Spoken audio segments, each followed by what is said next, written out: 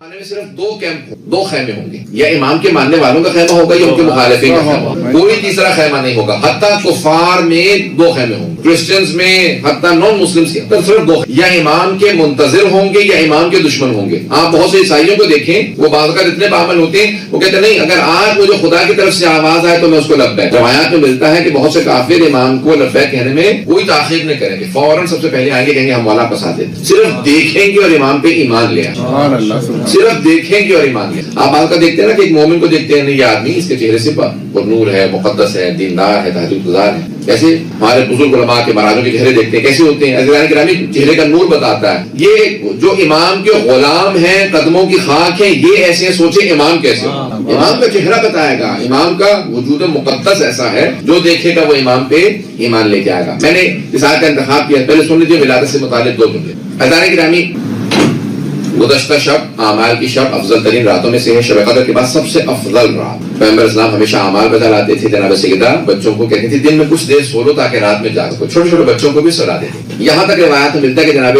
ختمی مرتبہ جو ہے وہ گھر کے جتنے بھی بچے ہوتے تھے مسلمانوں کے، ان سب کو تھوڑا تھوڑا سا چہروں پہ پانی ڈالتے کہ اٹھ جاؤ یہ رات جاگنے کی رات ہے۔ توجہ ہے؟ بعض اوقات وہ جو فرشتے نازل ہو رہے ہوتے ہیں، انسان وہ روحانی کیفیت اپنے اندر تب پیدا کر سکتا ہے جب بیدار ہو، جو سو رہا ہو وہ اس حالت میں نہیں پہنچ سکتا، تو روحانی کیفیات کچھ اور ہوتی۔ تو اب یہ رات عبادت کی رات تھی، تو صاحب زمان علیہ السلام کی آمد کی رات، 11ویں امام علیہ السلام نے اپنی پھوپھی سے جناب حکیمہ خاتون سے، جو امام محمد علیہ السلام کی صاحبزادی ہیں، امام علی نقی علیہ السلام کی بہن ہے، 11ویں امام کی پھوپھی امیر امام یاسر، اپنی پھوپھی سے کہا جب آپ جائیں گے نا سامرہ تو وہاں ایک ہی ذریعے میں 4 قبور مطہر ہیں، امام علی نقی علیہ السلام، امام حسن علیہ السلام، حضرت نرجس خاتون، حضرت حکیمہ خاتون کی 4 قبریں۔ تو اب وہاں جائیں گے تو حضرت حکیمہ خاتون، 11ویں امام علیہ السلام نے اپنی پھوپھی سے کہا پھوپھی اماں آج رات ہمارے گھر پہ رک جائیں کیونکہ آج 12ویں کی آمد ہے۔ تو فوراً جناب حکیمہ خاتون نے سوال کیا کہ بھتیجے کس زوجہ سے ولادت کی آمد ہے؟ کس سے؟ آپ کی تو کسی زوجہ کے ہاں ولادت کے آثار ہی نہیں، توجہ ہے، کسی زوجہ کے ہاں ولادت کے آثار ہی نہیں ہے، تو کس کے حجرے میں رہوں؟ کہ پھوپھی اماں جس طرح سے اللہ نے جناب ابراہیم علیہ السلام کا جناب موسیٰ کے حمل کو چھپا رکھا تھا، کیونکہ نمرود جناب فرعون کو جناب ابراہیم علیہ السلام کو مارنا چاہتا تھا، فرعون ملعون جناب موسیٰ علیہ السلام کو مارنا چاہتا تھا، تو اللہ نے حمل چھپا رکھا تھا تاکہ انہیں پتہ نہ چلے کہ کہاں پہ آثار ہیں۔ کہ اسی طرح سے ساری دنیا 12ویں کی دشمن ہے، اللہ نے انہیں چھپا رکھا، تو کہا کہ آپ نرجس خاتون کے حجرے میں چلی جائیے۔ جناب حکیم خاتون کہتی ہے میں جناب نرجس کے حجرے میں چلی گئی، جب آدھی رات گزر گئی تو میرے ذہن میں شبہ آنے لگا، ایک شک آنے لگا، ایک ڈاؤٹ آنے لگا، نہیں لگتا کہ آج کوئی ولادت ہے۔ دیکھیں ائمہ علیہ السلام کی ولادت ہمارے جیسی نہیں ہوتی، وہ پاک و پاکیزہ دنیا میں آئی۔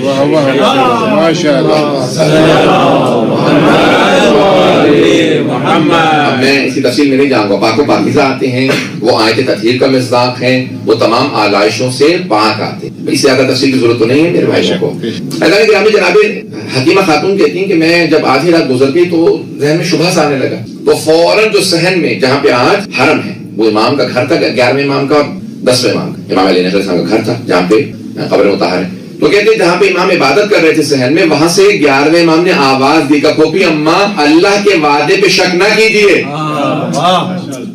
جو ذہن کو پڑھ لے اسے حجت خدا کہے، پھوپھی اماں شک نہ کیجیے، آج ہی رات اللہ کا وعدہ پورا ہوگا۔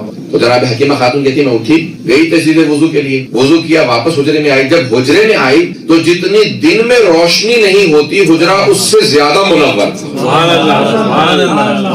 جب بے انتہا نور دیکھا میں پریشان ہوئی، دیکھا کہ ایک بچہ سر بے سجود ہے، سجدے میں اپنی پیشانی کو رکھا، قرآن کی آیات کی تلاوت کر رہا، جاء الحق وزہق الباطل ان الباطل کان زہوقا، بے شک کہ حق آ گیا ہے، باطل جانے والا ہے، باطل آیا ہی جانے کے لیے تھا۔ جیسی میں نے آیات کی تلاوت سنی، میں نے فوراً بچے کو آغوش میں لیا اور کہا السلام علیکہ یا حجت اللہ، حجت خدا آپ پہ سلام۔ کا فصیح و بلیغ عربی زبان میں حجت خدا نے جواب دیا پھوپھی اماں آپ پہ اللہ کا سلام۔ 11ویں امام علیہ السلام نے آواز دی کہ پھوپھی اماں کچھ دیر کے لیے میرے لخت جگر کو میرے پاس، میں بحار الانوار سے پیش کر رہا ہوں، حق الیقین سے پیش کر رہا ہوں، اصول کافی سے بڑی بڑی بزرگ ہمارے کتابیں ان سے پیش کر رہا ہوں۔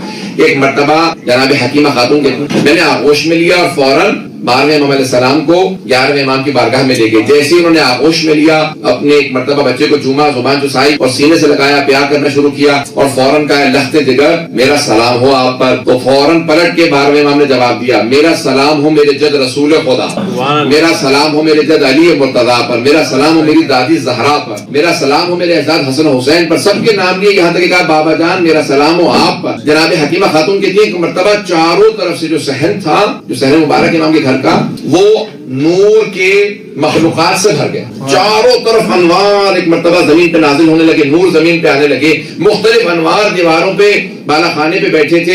ایک مرتبہ ایک نور جو دیوار پہ بیٹھا تھا بار بار اٹھ کے آتا اور کان میں 12ویں امام کے کچھ کہتا, دوبارہ جا کے دیوار پہ بیٹھ جاتا. میں متحیر پریشان تھی کہ اچانک 11ویں امام نے کہا پھوپھی اماں پریشان مت ہوئیے گا, یہ اللہ کے ملائکہ اور فرشتے ہیں جو 12ویں کو سلام کرنے کے لیے آئے. اور یہ جو آپ فرشتہ دیکھتی ہیں بار بار دیوار پہ بیٹھتا ہے پھر کان میں آ کے کچھ کہتا ہے, یہ حضرت جبرائیل ہیں.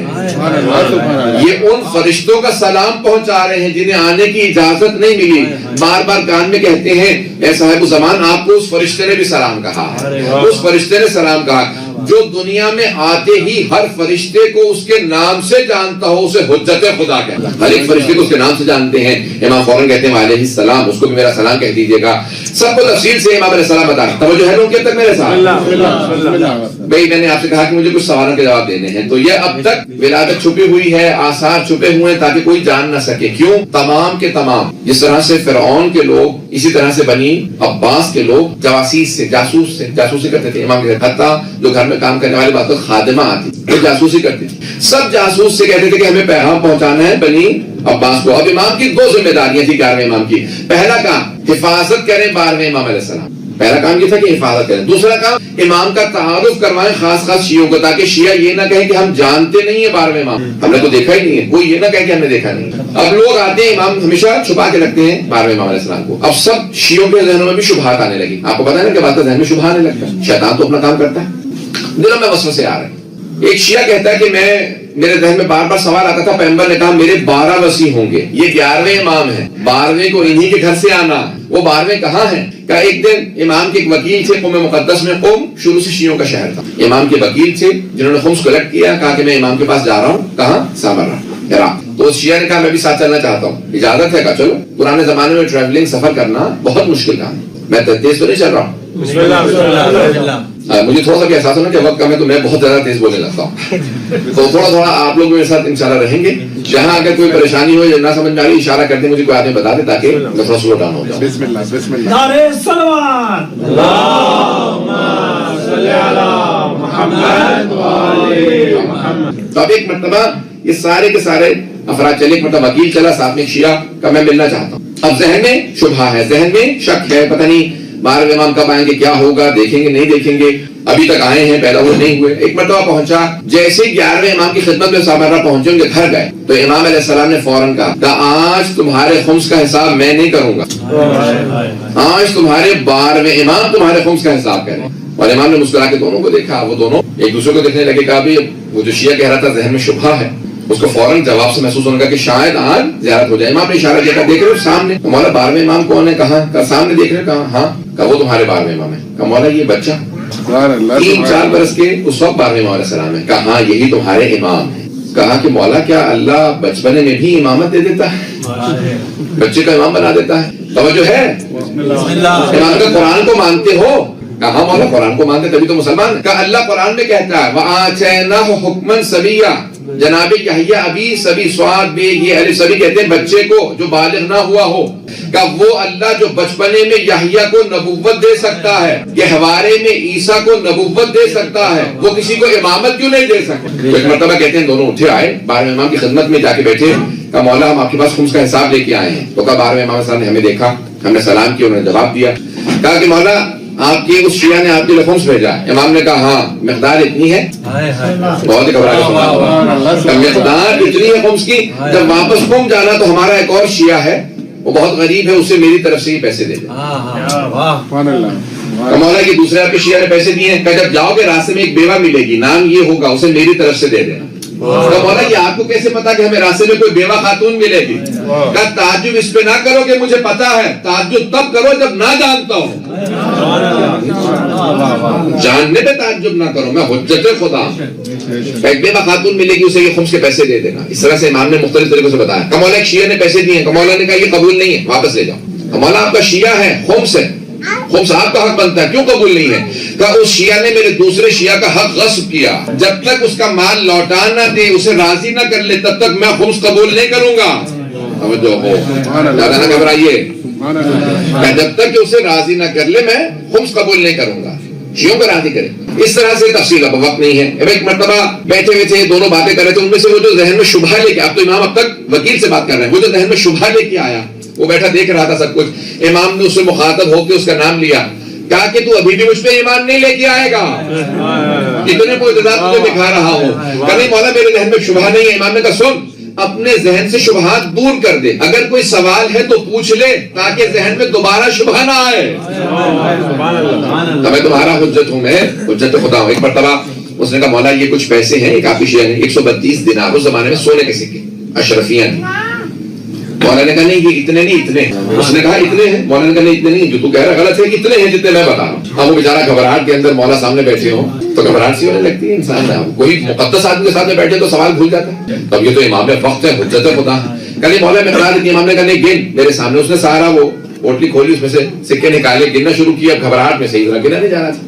کہا نہیں مولا یہ پتہ نہیں کتنی مقدار بنی۔ امام نے کہا دوبارہ گن، دوسری مرتبہ گنے، پھر نہیں کاؤنٹ کر سکا۔ امام نے کہا تیسری مرتبہ گن، میں بتاتا ہوں گنے، تو وہی مقدار تھی جو امام زمانہ نے بتایا۔ عزیزان گرامی جب بتا دیا، امام نے ذہن سے شبہ دور کیا، امام نے کہا تعارف بھی ہوتا چلا جائے۔ اب میں شبہ کا جواب دینا چاہ رہا ہوں۔ اب آپ کے ذہنوں میں ہے نا کہ 255 ہجری میں امام کی ولادت ہے، 255 یہ امام کی ولادت کا سال۔ 260 ہجری میں 11ویں امام کی شہادت ہے۔ اب تک بنی عباس نہیں جانتے کہ 12ویں کون ہے، لیکن سب کے ذہنوں میں یہ 11واں ہے۔ اب وہ کہہ رہے ہیں ان کو جلدی زہر دے دو، ایسا نہ ہو کہ 12واں آ جائے، پھونکوں سے یہ چراغ بجھایا نہ جائے گا۔ یہ آج کوئی جا کے محمد ابن یہ سلمان ملعون کو بتا دے کہ جب اس زمانے میں بنی عباس نہیں روک سکے امام کی آمد کو، تو کیسے مکے میں امام کے ظہور کو روک لے گا؟ بار بار کہتے ہیں نا مکے میں ظہور نہیں ہونے دیں گے، تو کوئی میں کیا کہوں۔ اعلان گرامی توجہ رکھیے گا، مجھے کہا نا مکے میں ظہور نہیں ہونے دیں گے۔ دشمنان اہل بیت پہ لعنت، پہنچ رہے ہیں سب لوگ۔ تو اب یہ جو آل سعود ہیں اس طرح سے بنی عباس اس زمانے میں تھے، وہ کہا کہ زہر دے دو 11ویں کو تاکہ 12واں نہ آئے۔ جیسے ہی زہر دیا، 28 برس کے تھے، 11ویں امام شہادت ہو گئی، فوراً جواسیس کو بھیجا، جاسوسوں کو، کہا جاؤ جا کے دیکھو جنازے میں کوئی بچہ نہ آئے، کوئی ایسا نہ ہو کہ جو پہچانا نہ چاہتا ہو۔ ایک مرتبہ سب کے سب لوگ جواسیس سب پہنچ گئے، فوجی پہنچ گئے۔ ایک مرتبہ 11ویں امام کے بھائی جعفر نے جنازہ پڑھانا چاہا، جیسے جنازے پہ آئے تو دیکھا کہ گھر سے ایک بہت ہی پرنور بچہ ہے جس نے سر پہ امامہ باندھ رکھا، اور آنے کے بعد ابا کو پکڑنے کے بعد کہا چچا جان ہٹ جائیے، میرا حق زیادہ بنتا ہے کہ جنازہ پڑھاؤ، حق میرا حق زیادہ بنتا ہے، ہٹ جائیے آپ۔ ایک مرتبہ بچے نے 5 برس کے بچے نے جنازہ پڑھایا، بڑا ہی فصیح و بلیغ زبان کے اندر جنازہ پڑھایا، اور سارے کے سارے شہر نے دیکھا کہ بچہ آیا۔ توجہ ہے، سوال کا جواب ملا نہیں ملا؟ وہ کہتے ہیں کہ نہیں ہم نے دیکھا ہی نہیں ہے تو کیسے مان لیں؟ اب یہ سارا شہر کہہ رہا ہے کسی بچے نے جنازہ پڑھایا۔ بھائی 11ویں کو سب نے مانا ہے اور سب کہہ رہے ہیں کہ جنازہ کسی بچے نے پڑھایا ہے، یہ گواہی دینا بتا رہا ہے کوئی 12واں ہے۔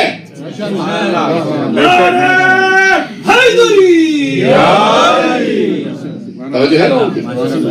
یہ پہلا جواب ہے۔ ایک مرتبہ جنازہ ہو گیا، اس کے بعد پھر کہا کہ دوبارہ جنازہ واپس گھر میں لے آئیے، جہاں میرے دادا کی قبر ہے اس کے بالکل ساتھ دفنایا جائے گا۔ اب یہ کہنا میرے دادا کی جہاں قبر ہے۔ اب جب یہ جاسوس واپس گئے تو فوراً بنی عباس کے خلیفہ نے پوچھا کبھی جنازہ کس نے پڑھایا؟ کہا پتہ نہیں۔ کیا مطلب؟ اتنے ہم نے پیسے خرچ کیے کہ نظر رکھو کون جنازہ پڑھائے گا، تم کہہ رہے تمہیں پتہ نہیں؟ کہ نہیں پتہ نہیں، کوئی بچہ آیا تھا اس نے جنازہ پڑھا دیا۔ کہ بچہ کون تھا؟ کہ بھئی وہ جہاں 11ویں یہ حسن عسکری علیہ السلام رہتے تھے وہیں سے بچہ آیا، جنازہ پڑھا کے واپس چلا گیا۔ کہ کہیں ایسا نہ ہو وہ 12واں ہو۔ گھر کو چاروں طرف سے گھیر لو، سب نے گھیر لیا، فوج آئی، پورا لشکر آیا، 400 افراد گھر میں گئے، کہا ہمیں بچے کو دیکھنا۔ اب سارے کے سارے خادم جو وہاں موجود تھے کہیں تو سب نے روک دیا کہ نہیں کوئی نہیں آ سکتا, کہ نہیں ہم آئیں گے. انہوں نے دروازہ گرایا اور اندر چلے گئے. یہ دروازے گرانے کی تو عادت مسلمانوں کی پرانی ہے. ایک مرتبہ گئے کہ ہم 12ویں کو دیکھنا چاہتے ہیں, آئے گھر کے اندر, آئے صحن میں گئے, ہر جگہ دیکھا کہ ایک بچہ ہے جو سرداب میں جا رہا, ایک بیسمنٹ ہے وہاں پہ بچہ جا رہا ہے. فوراً بیسمنٹ میں گئے, کچھ لوگوں نے بیسمنٹ کو گھیر لیا ہے, کچھ افراد بیسمنٹ میں گئے. اس کے بعد کہتے ہیں کہ وہاں پہ سرداب مبارک میں جانے کے بعد بچہ نہیں ملا. توجہ ہو, وہ 400 افراد واپس گئے, سب نے جا کے شہادت دی, گواہی دی کہ بچہ نہیں ہے. توجہ ہو, جب سب نے گواہی دی تو انہوں نے کہا نہیں 12ویں امام نہیں ہے. اب یہی کہو کہ نہیں ہے, کیونکہ 400 افراد نے تلاش کیا اور انہیں نہیں ملے, اس کا مطلب ہے نہیں ہے. عزیزان گرامی, ان کا تلاش کرنا بتا رہا ہے کوئی ہے. ہمارے فلسفے کا قانون ہے کہ نہ ملنا نہ ہونے کی دلیل نہیں ہے. بہت ہی گھبرا کے سن رہے ہیں آپ.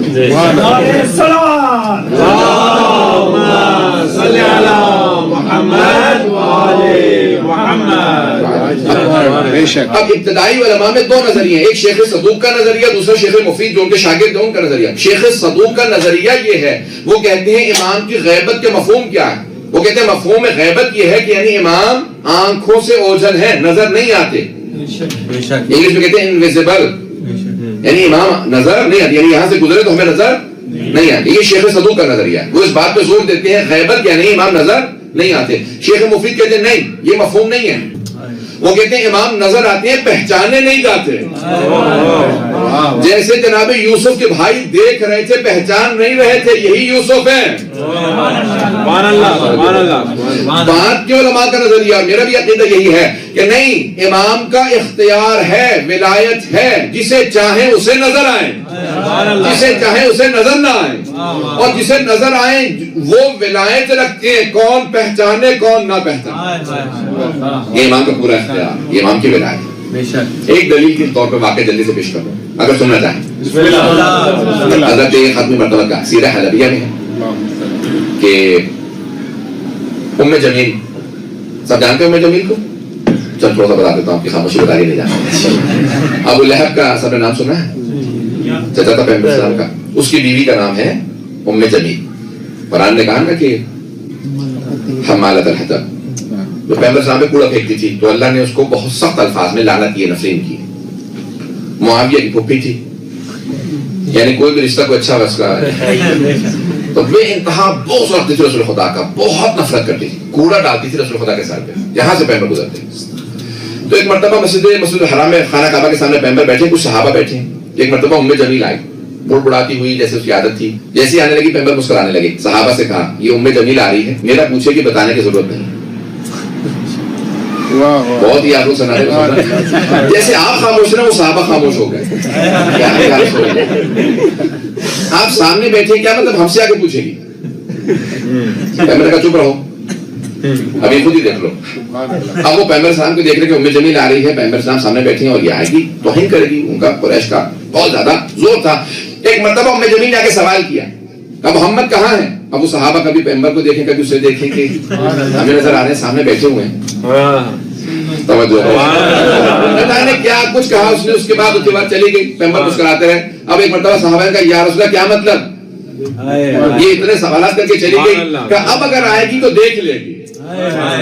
یا رسول اللہ کیا مفہوم ہے, یہ آپ سامنے بیٹھے تھے ہم سے پوچھ رہی تھی بغیر دیکھے چلی گئی. کہ میں جسے چاہوں اسے نظر آتا ہوں. بھائی شب ہجرت بھی پیغمبر نے ایسا ہی کیا, گھر کے دروازے میں 40 افراد کھڑے تھے, پیغمبر سامنے سے گزر گئے. ہے نا, تو حبیب خدا کی ولایت ایسی ہے, یہ پیغمبر اسلام کا وارث حقیقی ہے, ان کی ولایت کا وارث. تو ایک مرتبہ کہا کہ جسے چاہوں اسے نظر آؤں. حضرات گرامی, جسے چاہتے ہیں اسے نظر آتے ہیں. ایسے بہت سی روایات میں ہے, جب ظہور کریں گے تو بہت سے لوگ کہیں گے ارے یہی امام زمانہ, میں نے کربلا میں دیکھا تھا. کوئی کہے گا نہیں میں نے نجف میں دیکھا تھا, کوئی کہے گا میں نے حج پہ دیکھا تھا. مقدس مقامات پہ ہمیشہ صاحب الزمان موجود ہوتے ہیں. 40 پہ ہر سال کربلا ہوتے ہیں, ہر سال حج پہ خانہ کعبہ میں ہوتے ہیں. بہت سے لوگ دیکھیں گے پہچانیں گے کہ ہاں یہی ہے. اس کا مطلب ہے کسی کسی کو نظر بھی آتے ہیں. گرامی یہ ہے غیبت. باقی جملے سن لیجیے. گرامی بہت سے مطالعے ذہن میں لے کے آیا تھا, میں نے جتنا ہو سکتا تھا خلاصہ کیا کہ آپ کے سامنے مفہوم پیش کر سکوں. آج امام زمانہ کا دن ہے, آج ہم کس کی رعیت ہیں, کس کی حکومت میں زندہ ہیں. اپنے آپ کو لاوارث نہ سمجھیں. ہر آدمی یہ کہے کہ میں لاوارث نہیں ہوں, میرا ایک وارث موجود ہے, ان کا امام زمانہ نام. نعرہ صلوات اللہم صلی علی محمد وعلی محمد. آج دنیا میں لوگ نہ جانے کیسے کیسے ظلم کر رہے ہیں شیعوں پہ. وہ سمجھتے ہیں کہ یہ میرے مولا سے کہنا میں بہت پریشان ہوں, میرے لیے دعا کر دیں. تو امام نے کہا میرے اس شیعہ سے کہنا ہم تمہارے سے غافل کب ہیں جو دعا کے لیے کہہ رہے ہیں. مولا اپنے ہر شیعہ کو اس کے نام سے جانتے ہی میرا ماننے والا ہے. یہ کہاں رہ رہا ہے؟ جب پریشان ہوں تو ایک مرتبہ پکاریں تو صحیح امام کو. جب زیادہ پریشان ہو جاؤ تو ایک مرتبہ روایت کے الفاظ ہیں, کھلے آسمان کے نیچے آ کے 3 مرتبہ قبلہ کا رخ کر کے کہو یا صاحب الزمان ادرکنی, یا صاحب الزمان ادرکنی, یا صاحب الزمان ادرکنی. پھر محسوس کرو کہ امام موجود ہے. نجف اشرف کے بہت بڑے عالم تھے, عارف تھے. عطر بہجت کے, علامہ طباطبائی, تمام جتنے بڑے بڑے عرفا گزرے نا, ان سب کے استاد سید علی آغا قادی, آغا قادی طباطبائی, علی آغا قادی, نام سن رکھا ہوگا تو. وادی السلام میں ان کی قبر ہے. بہت بڑے عارف تھے. ان سے کسی نے سوال کیا, آغا آپ نے کبھی امام زمانہ کی زیارت کی ہے, کبھی آپ نے دیکھا؟ تو انہوں نے کہا میں اس کو شیعہ ہی نہیں مانتا جو ہر روز صبح امام کی زیارت نہ کرتا ہو. وہ شیعہ ہی نہیں جو ہر روز صبح امام کی زیارت نہ کرتا ہو. بہت سے لوگ پریشان ہو گئے ہیں, بہت سے لوگ تو گھبرا رہے ہیں, کیا مطلب شیعہ نہیں کیا؟ کیا وہ شیعہ ہی نہیں جو امام کی ہر روز صبح زیارت نہ کرتا ہو؟ کہا کیسے, ہمیں تو کس کو زیارت نہیں ہوتی. وہ شاگرد علماء تو بڑے بڑے جنہوں نے سوال کیا تھا, عام لوگ نے, میرے جیسے لوگ نے, بہت بڑے بڑے علماء فقہاء جو بعد میں مرجع بنے سب, وہ سوال کر رہے تھے. کہا ہمیں تو صبح زیارت نہیں ہوتی. کہا یہ کیسے ہو سکتا ہے کوئی عاشق امام زمانہ ہو, صبح کرے, آنکھوں کے سامنے امام نہ آتے ہو؟ دیکھنا مقصود نہیں ہے, انسان محسوس کرتا ہے امام موجود ہے. اس واقعے میں تمام کر رہا ہوں, واقعے کو سنیں گے. کہا کیسے؟ کہا انسان جب کسی کا عاشق ہوتا ہے نا, وہ آنکھوں کے سامنے ہمیشہ رہتا ہے, توجہ ہو. کہا کیسے؟ کہا ذرا جانا تیز نمک والا کھانا کھا لینا. نمک تو سب سمجھتے ہیں, تیز نمک آپ زیادہ کھا لیں نا, اس کے بعد پیاس ہی پیاس لگتی ہے. ٹرائی کرنے کی ضرورت نہیں ہے, جا کے نمک کھا کے دیکھتے ہیں پیاس لگتی ہے کہ نہیں. جب تیز نمک ہو تو بعد پیاس ہی پیاس لگتی ہے. کہا کیا ہوگا؟ امام زمانہ کا تمہیں زیارت کا مفہوم سمجھ میں آ جائے گا, لیکن ایک شرط ہے, پانی نہ پینا. تو انہوں نے کھانے میں تیز نمک کیا سب نے, اور کھانا کھا لیا, پانی نہیں پیا, سو گئے. صبح اٹھے, کہا کوئی زیارت نہیں, پتہ نہیں سب آئے کہ آقا کوئی زیارت نہیں ہوئی. آپ نے کہا تھا زیارت سمجھ میں آ جائے گی. کہ تم کیا سمجھ رہے تھے کہ رات میں کیا ہوگا, کھانا کھانے سے امام سے کیا زیارت ہو جائے گی؟ کہ آپ نے کہا کہ تیز نمک کے ساتھ کھانا کھا لو, اس کے بعد تمہیں زیارت کا مفہوم سمجھ میں آ جائے گا. کبھی کیا دیکھا تم نے, کو خواب دیکھا؟ کہ بس پوری رات جب بھی آنکھ لگتی تھی بس ایک خواب آتا تھا, سامنے پانی بہ رہا لیکن ہم پی نہیں رہے. پتہ نہیں توجہ ہے. سامنے پانی رکھا تھا لیکن پانی نصیب نہیں تھا. کبھی کنویں کے سامنے کھڑا دیکھا, پانی نہیں ہے. دریا بہتا دیکھا, پانی نہیں پی رہے, ہم کھڑے ہیں پیاسے ہیں. کہ جب اتنی نمک کی انسان کو شدت سے زبان پہ نمکینیت محسوس ہو رہی ہو کہ انسان بغیر پانی پیے سو جائے تو پوری رات خواب میں پانی ہی نظر آتا ہے. جب کم از کم اتنی تڑپ ہو امام زمانہ کے لیے تو پوری رات خواب میں امام زمانہ ہی امام زمانہ نظر آئے. یا تڑپ اتنی ہو, عشق اتنا ہو صاحب الزمان, تو پھر امام زمانہ کیوں نظر نہیں آئے؟ اتنی تڑپ ہے بلانے کے نامی. اس لیے ممکن ہی نہیں ہے کہ ہر روز صبح زیارت نہ ہو. جو عاشق ہوگا امام زمانہ بلند تر صلوات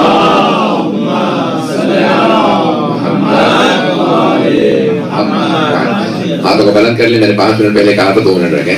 مختصر سے دعا کروں گا. پروردگارہ ہم سب کی عاقبت بخیر فرما, صاحب الزمان علیہ السلام کی زیارت نصیب فرما, ان کا ظہور دیکھنا نصیب فرما, ہمارے مقامات مقدسہ کی حفاظت فرما, دشمنان اہل بیت کو نیست و نابود فرما, داعش کو, طالبان کو اور آل سعود کو غارت فرما.